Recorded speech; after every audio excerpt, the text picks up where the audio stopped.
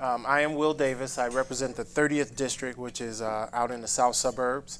I'm pleased and honored to have this opportunity to be with you today to acknowledge a piece of legislation that was introduced, subsequently passed and signed by the governor to help start the process of collecting the data necessary.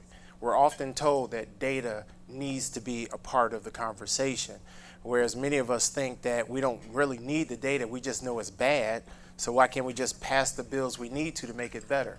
But some will argue that you need the data to supposedly justify, and that's just another way of saying that somebody's going to sue you, no matter what you do, no matter how you try to improve situations for companies, diverse companies, companies of color, women, and we would say, well, why does it need to be that way? Why are we just not doing the right thing and making these opportunities available? But nevertheless, legislation is our tool, and this is how we seek to invoke the change necessary to make it better for all. We know that when these companies, these small businesses out of our communities, when they are working, they hire people from our community, and they bring up the overall quality of life in all of our communities together throughout the entire state of Illinois. But we know that it's necessary.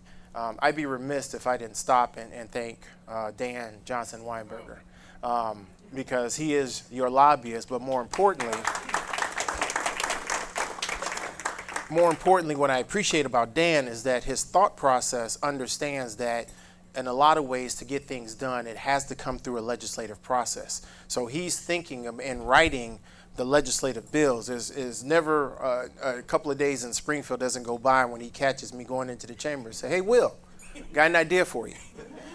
And it's usually followed with a big manila envelope, because he's already drafted the legislation that he wants you to introduce, and he explains it, and you go, sure, absolutely, because you know no matter what, he's trying to do the right thing on behalf of the people that we serve in our communities. And some would argue, why is this white man doing that for? Some would argue that, but you know what I've learned about Dan in the now 19 years I've been in Springfield is that he just wants to do the right thing. He and I have got an idea about how to help improve libraries with being able to access information, because some poor communities their libraries just don't have the resources to buy the materials for young people and people in their community to access. So he's got an idea about that. So I've come to appreciate that he always wants to do the right thing. And every time he approaches me, the answer is either it's always yes. Sometimes let me think about it, Dan. But the answer ultimately is always yes, because I know his heart's in the right place. And I also want to thank Angela Drexel, who was the president of the Black Contractors, Owners, and Executives, who also supported this piece of legislation and helped advocate to get it done as well. So again, thank you, HACIA, for this award. This will hang on the wall next to the one that you gave me a couple years ago. But it means that we're doing good stuff. It means that we're doing good stuff, and I look forward to continuing this relationship and working to build our communities well into the future. Thank you very much.